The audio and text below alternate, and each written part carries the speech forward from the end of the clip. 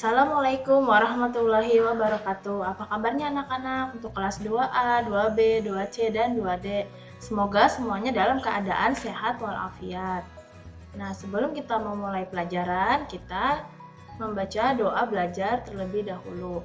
A'udzubillahi minasyaitonirrajim. Bismillahirrahmanirrahim. Rabbi zidni ilma warzuqni fahma. Amin. Nah, pada kali ini kita belajar pendidikan agama Islam. Nah, pada pertemuan ini kita belajar pendidikan agama Islam. Nah, pada hari ini kita akan belajar pendidikan agama Islam kelas 2. Memasuki bab 4, yaitu tentang memahami hadis yang terkait dengan perilaku hidup bersih dan sehat. Nah, sebelum memulai pelajaran, kalian menyiapkan dahulu buku paket PAI kalian. Nah, dibuka di peta konsepnya, bisa kalian lihat di halaman 29. Nah, di sini ada peta konsepnya. Jadi yang pertama, kita akan belajar mengenai bab 4 itu bersih, sehat, dan peduli lingkungan. Lalu yang kedua, kita akan mengenal hadis tentang perilaku hidup bersih dan sehat. Yang ketiga, mencontohkan perilaku hidup bersih dan sehat. Dan yang terakhir, mengajak berperilaku hidup bersih dan sehat. Nah, next ya, kita akan mempelajari yang bagian pertama. Nah, yang pertama ini adalah hadis tentang perilaku hidup bersih dan sehat. Ini kalian bisa lihat di halaman 30 di buku paket PAI kalian. Nah, di sini ada salah satu hadis. Di sini adalah hadis mengenai kebersihan berikut ini. Nah, yuk kita baca sama-sama ya, Nak. A'udzubillahi minasyaitonirrajim. Bismillahirrahmanirrahim. Al-Islamu nafifun. Salah mister, ulang yang ini. Gak kelihatan soalnya hurufnya agak kelebaran, sayanya puyeng. Terus, apa baca di sini aja? Ininya gak usah saya tunjuk, gak masalah kali ya. Dari sini ya. Nah, yang pertama kita masuk ke hadis tentang perilaku hidup bersih dan sehat. Nah, kalian bisa membukanya di halaman 30. Kita baca bersama-sama ya, Nak. A'udzubillahi minasyaitonirrajim. Bismillahirrahmanirrahim. Al-Islamu nazifun fatanazzafu fa'innahu layadkhulul zanata ila nazifun. Nah, ini artinya adalah Islam itu agama yang bersih. Maka jagalah kebersihan, kesucian, karena sesungguhnya tidaklah masuk surga kecuali orang-orang yang bersih. Hadis riwayat Tabrani. Lalu ada hadis yang kedua. Nah, hadis yang kedua ini juga tentang kebersihan. Nah, ini sering sekali kita dengar atau kita lihat atau kita baca tulisan-tulisan seperti ini. Ini sering sekali. Nah, yuk kita baca sama-sama ya, Nak. A'udzubillahi minasyaitonirrajim. Bismillahirrahmanirrahim. At-tuhurru syad'ul iman. Artinya adalah kebersihan itu sebagian dari iman. Hadis riwayat Muslim. Nah, jadi pada bab ini kalian bisa perhatikan di halaman 30. Ini adalah hadis tentang perilaku hidup bersih dan sehat.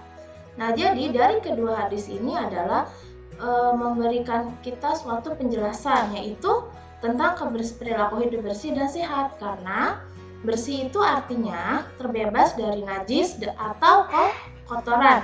Tempat yang bersih terlihat indah dan rapi. Badan yang bersih akan sehat dan pakaian yang bersih nyaman dipakai. Contohnya tempat tidur yang bersih membuat tidur kita menjadi nyaman.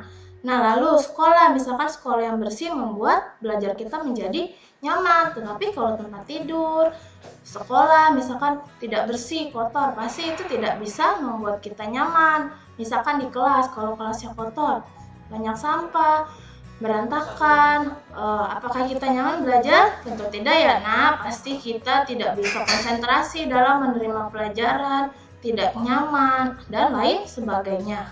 Lalu Islam adalah agama yang bersih dan memerintahkan umatnya untuk selalu menjaga kebersihan, baik kebersihan badan dan kebersihan hati kita.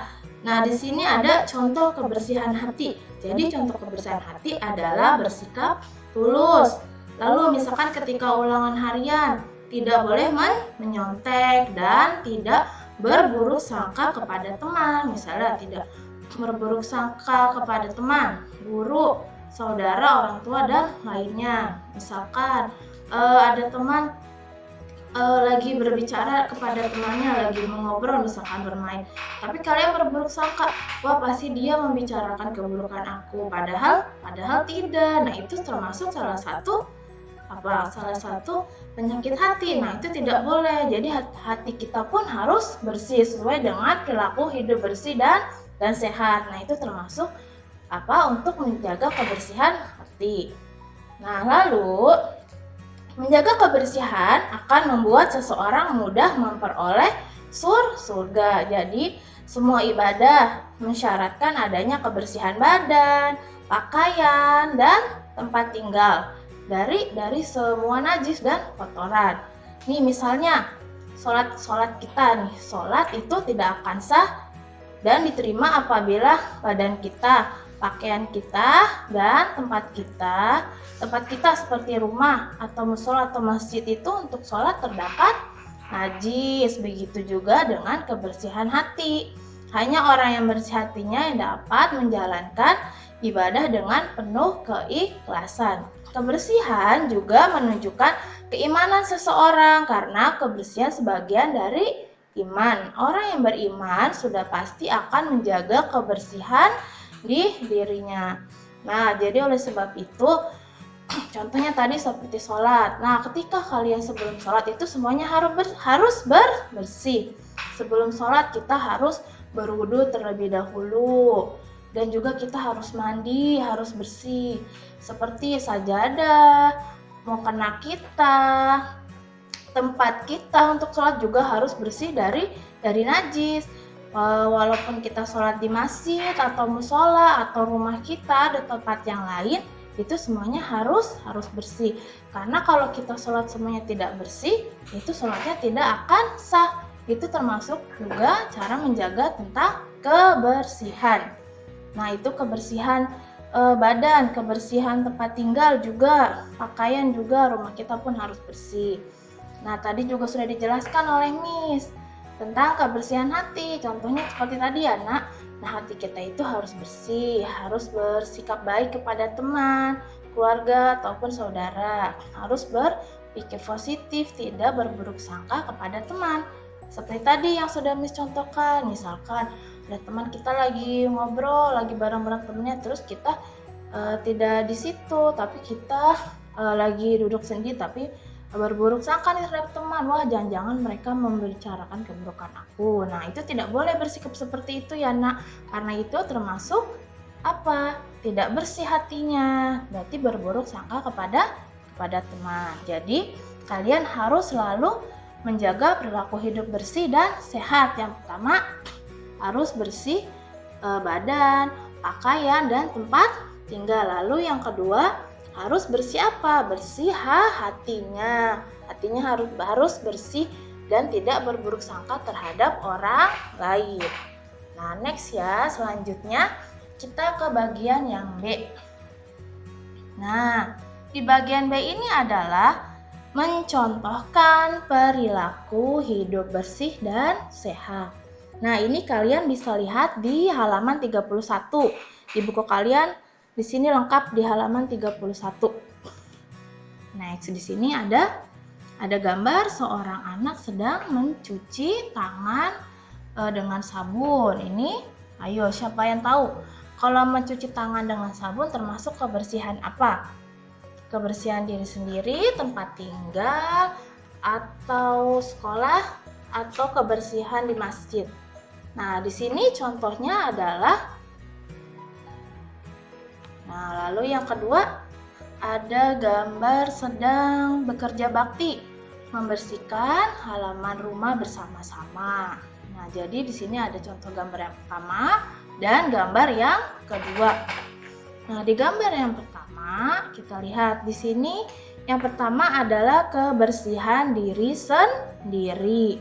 Contohnya apa saja, Miss? Nah, tadi Miss sudah jelaskan, kalian bisa membaca dan memahaminya di halaman 31 ya, Nak. Dibaca dan dilihat.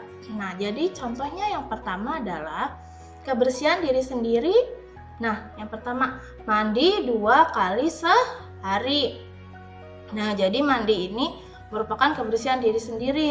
2 kali sehari, mandi pagi dan mandi pada sore hari. Lalu yang kedua, menggosok gigi ketika bangun tidur dan sebelum tidur. Jadi menggosok gigi itu juga harus 2 kali sehari ya, Nak. Ketika kalian bangun tidur dan sebelum tidur, jangan lupa menggosok gigi 2 kali sehari juga seperti dengan mandi. Lalu yang ketiga, mengganti pakaian setiap hari. Nah, ini mengganti pakaian juga termasuk kebersihan diri sendiri. Misalkan kalian keluar rumah habis pergi dengan ayah atau bunda. Nah, pulangnya juga harus diganti pakaiannya karena di luar sana kita tidak tahu pakaian kita sudah terpapar debu, kotoran. Nah, ketika pulang pakaiannya itu harus selalu diganti. Setiap hari ketika mau mandi pun juga pakaian yang sudah kotor kalian ganti dengan yang baru. Itu termasuk menjaga kebersihan diri sendiri. Next, lalu mencuci tangan dengan air bersih dan sabun. Nah, contoh seperti yang digambar ini. Jadi, mencuci tangan dengan air bersih dan sabun. Nah, mencuci tangan jangan hanya dengan air saja ya, Nak, tapi juga harus sabun. Karena kalau dengan air saja tidak bersih, tidak hilang kuman-kumannya, tetapi harus dengan sabun. Nah, dengan sabun itu kuman-kuman yang ada di tangan kita dapat hilang dan bersih. Dan misalkan sebelum kalian makan, harus mencuci tangan. Nah, jangan sampai kalian ketika kalian mau makan, kalian lupa untuk mencuci tangan. Karena kalau kalian makan tidak mencuci tangan, itu pasti bakteri dan kumannya akan masuk ke dalam tubuh kita. Nah, jadi harus selalu mencuci tangan ketika kalian mau makan dan melakukan kegiatan yang lain. Nah, next, lalu menggunting kuku dengan rutin. Nah, kuku-kuku kalian yang panjang, misalkan kukunya sudah panjang, sudah banyak kotoran, nah itu harus selalu digunting. Harus digunting dengan rutin. Nah, menggunting kuku merupakan salah satu kebersihan diri sendiri. Nah, kalau kuku kalian tidak dibersihkan, tidak digunting, ketika kalian mau makan, nah itu kuman-kumannya akan masuk ke dalam tubuh kita. Nah, itu menjadi sakit perut, bisa jadi itu karena kuku kita tidak bersih, karena tidak digunting. Nah, kuku-kuku yang panjang itu banyak sekali kuman dan bakteri. Lalu selanjutnya, yang kedua adalah kebersihan tempat tinggal atau rumah kita.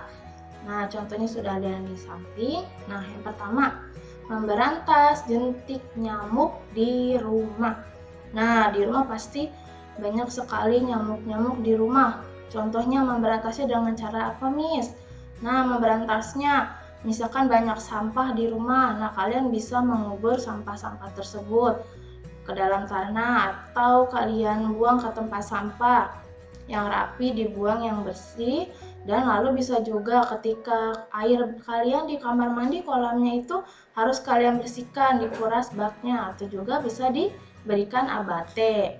Nah, lalu apa lagi? Nah, pakaian-pakaian yang ketika kalian gantung, misalkan gantung-gantung di belakang pintu atau di dinding kalian, nah itu tidak boleh, Anak, karena itu akan banyak nyamuk dan terjadi takutnya penyakit demam berdarah. Nah, pakaian tersebut sebaiknya kalau sudah kotor kalian cuci, lalu kalian lipat dengan rapi dan dimasukkan ke dalam lemari. Nah, itu dihindari untuk menggantung-gantungkan pakaian di dalam dinding, dan terutama sampah-sampah yang ada di rumah ketika berserakan itu harus selalu membuang sampah pada tempatnya. Lalu barang-barang yang tidak terpakai bisa kalian kubur, lalu bisa didaur ulang.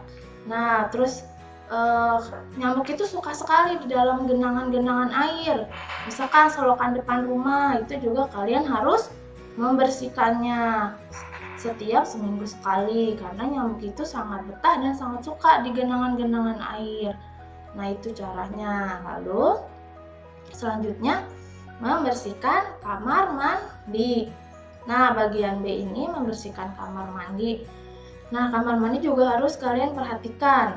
Misalkan kalau baknya atau kolam airnya sudah kotor, nah kalian harus membersihkannya minimal seminggu sekali atau 2 minggu sekali. Pokoknya ketika sudah kotor, kalian harus bersihkan baknya.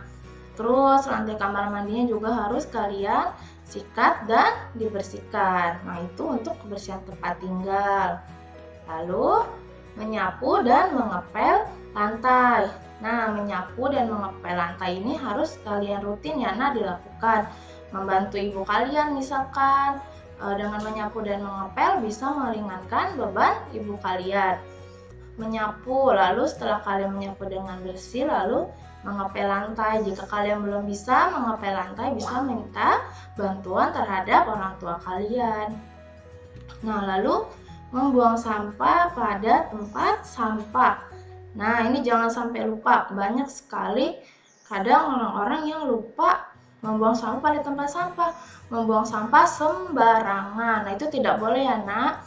Kalau membuang sampah sembarangan pasti akan terjadi banjir, banyak nyamuk, dan akan menimbulkan banyak nyamuk, penyakit demam berdarah. Jadi ketika di rumah, di sekolah, ataupun dimanapun kalian berada, harus membuang sampah pada tempat sampah yang teratur. Tidak boleh membuang sampah sembarangan. Karena kalau banyak sampah berserakan, pasti lingkungan menjadi kotor, tidak nyaman, pokoknya tidak bersih. Dan itu sangat kotor dan menimbulkan banyak penyakit dan bakteri. Nah, terakhir selanjutnya membersihkan dan merapihkan tempat tidur. Nah, ketika kalian bangun tidur, dibiasakan ya untuk selalu membersihkan dan merapihkan tempat tidur. Nah, ketika bangun tidur, kalian membersihkan tempat tidur kalian, dirapihkan spraynya, bantal gulingnya disusunnya rapi, dibersihkan. Nah, itu juga akan menjaga kebersihan tempat tinggal kalian. Nah, spraynya, misalkan sarung bantal gulingnya itu harus selalu dicuci minimal seminggu sekali. Karena jika tidak, itu banyak menimbulkan kuman dan penyakit dan juga bau dan menjadi lembab. Nah, itu kamar kalian juga harus sering dibersihkan dari debu-debu, disapu dan dipel. Nah, itu contoh kebersihan tempat tinggal. Lalu tadi kebersihan diri sendiri. Next, yang selanjutnya kalian bisa lihat di halaman 31. Yang ketiga itu ada kebersihan sekolah. Nah, di sini yang pertama membersihkan papan tulis kelas. Nah, jadi kalau ada tulisan atau pelajaran ketika esok paginya kalian masuk sekolah, itu harus dihapus dan agar bersih untuk belajar pelajaran selanjutnya, membersihkan papan tulis. Lalu yang kedua, menjaga kebersihan ruang kelas. Nah, dengan cara apa Miss menjaga kebersihan ruang kelas? Nah, contohnya menjaganya kalian tidak mencoret-coret dinding, meja, dan kursi. Dan selalu tidak membuang sampah sembarangan di kelas, tidak merusak barang-barang di kelas, selalu menjaga kebersihan tersebut. Dibersihkan papan tulisnya, dirapihkan misalkan loker-loker yang ada di kelas, loker tempat makanan dan sajadah, terus merapikan sepatu atau sendal kalian di rak sepatu. Nah, itu termasuk menjaga kebersihan ruang kelas. Nah, oleh karena itu dengan menjaga kalian bisa meringankan tugas guru dan tugas pembersih ruang kelas. Nah, lanjut. C. Membuang sampah pada tempat sampah. Nah, bagian ini paling penting ketika kalian pada jam istirahat di sekolah. Nah, itu dibiasakan ya untuk ketika makan bungkusnya itu harus dibuang pada tempat sampah.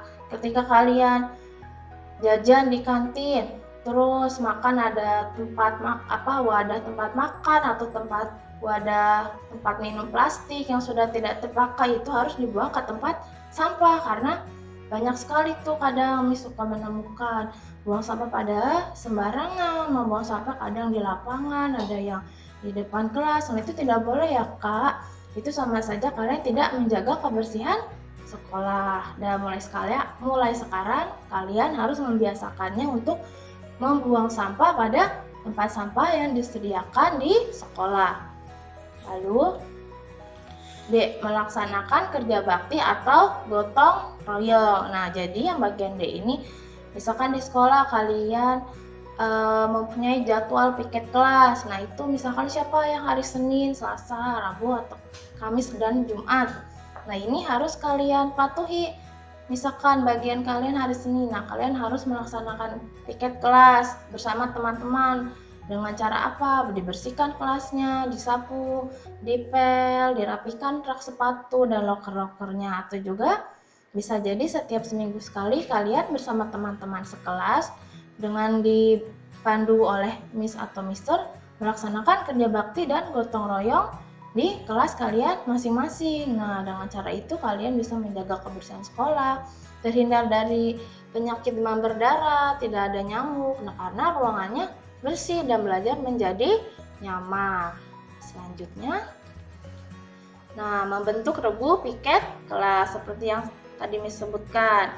Jika kalian membentuk regu piket kelas, kalian bisa melaksanakan tugas-tugas tadi, melaksanakan kerja bakti atau gotong royong. Dengan adanya regu piket kelas kalian akan bersih karena setiap harinya ada yang membersihkan kelas, ada yang bagian menyapu, mengepel, menghapus papan tulis, merapikan loker, atau merapikan rak sepatu. Nah, itu akan membuat kelas lebih nyaman karena sudah dibentuk regu piket kelas yang sudah dibagi tugasnya. Itu juga salah satu menjaga kebersihan sekolah. Nah, lanjut. Sekarang kita di nomor 4, yaitu kebersihan masjid. Nah, ini juga kalian bisa lihat di halaman 32. Di situ lengkap ya, nah ada banyak. Di sini misalnya menjelaskan yang poin-poinnya saja. Nah, yang pertama, membersihkan lantai dan karpet dari sampah dan debu secara rutin. Nah, contohnya kebersihan masjid. Biasanya yang menjaga kebersihan masjid itu marbot masjid atau ada yang bersih-bersih khusus di masjid. Biasanya mereka membersihkan lantai dan karpetnya itu dari sampah dan debu secara rutin. Karena apa? Karena untuk sholat secara jamaah atau sendiri-sendiri. Karena kalau misalkan lantai dan karpetnya tidak bersih, itu sholatnya tidak sah. Karena mereka ada tugasnya yaitu marbot masjid. Nah, misalkan tugas kita apa Miss di masjid? Nah, untuk kalian misalkan kalian pernah sholat, misalkan kalian sholat jamaah di masjid atau pernah sholat sendiri mampir ke masjid. Nah, kalian juga ingat ya nak, jangan sampai mengotori lantai masjid dan karpetnya. Nah, karena itu sama saja kalian sudah menjaga kebersihan masjid karena masjid tersebut sudah dibersihkan oleh penjaga masjid dari sampah dan debu secara rutin. Dengan itu kalian menghargainya. Lalu, next, melepas alas kaki ketika masuk masjid atau musola. Nah, ini hal yang sangat penting. Ketika kalian ingin sholat ke masjid atau musola harus melepas alas kaki kalian karena masjid atau musola merupakan tempat yang suci untuk beribadah, untuk sholat atau melakukan ibadah-ibadah yang lain.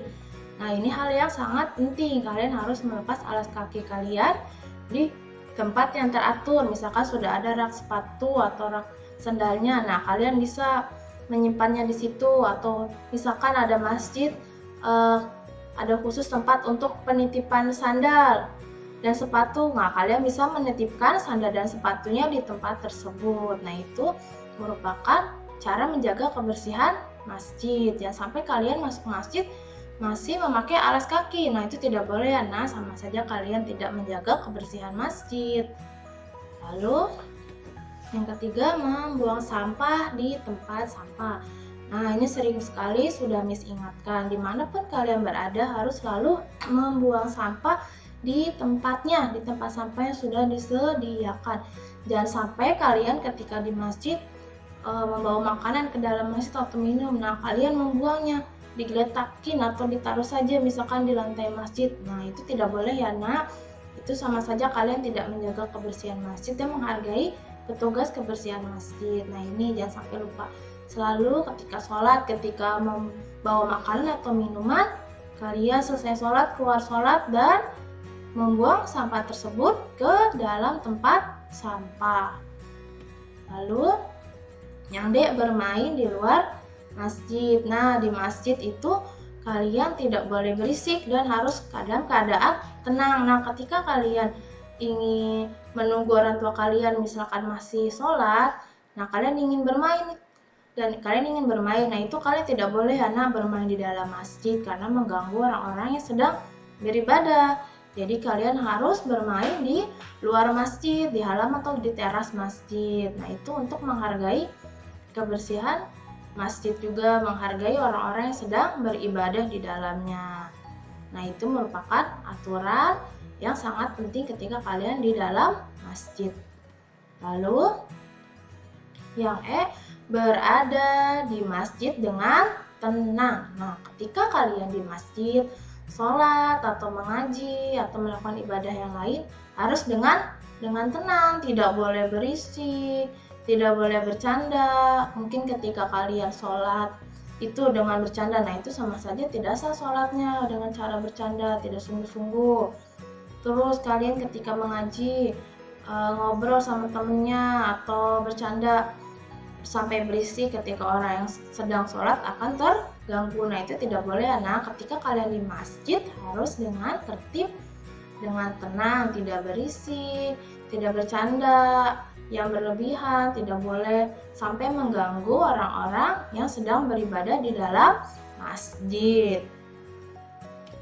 Nah, selanjutnya, jadi kesimpulan pada materi bab 4 ini adalah kalian bisa lihat di halaman 33 ya nak, dibaca dan dipahami. Nah, jadi yang pertama, kebersihan adalah sebagian daripada iman. Lalu Islam itu bersih dan memerintahkan umatnya untuk hidup bersih dan sehat. Lalu yang ketiga, kita harus dan wajib menjaga kebersihan badan, pakaian, rumah, sekolah, tempat ibadah seperti masjid atau musola dan lingkungan sekitar. Nah, ini merupakan kesimpulan pada materi bab 4. Nah, di sini tugas amaliyahnya adalah kalian mengerjakan tugas buku paket PAI kalian di uji kemampuan halaman 33, 34, 35 dan 36. Nah, setelah kalian belajar materi bab 4 ini, ada baiknya kalian mengucapkan Alhamdulillahirabbil alamin. Cukup sekian penjelasan dari Miss Alita, kurang lebihnya mohon maaf. Wassalamualaikum warahmatullahi wabarakatuh.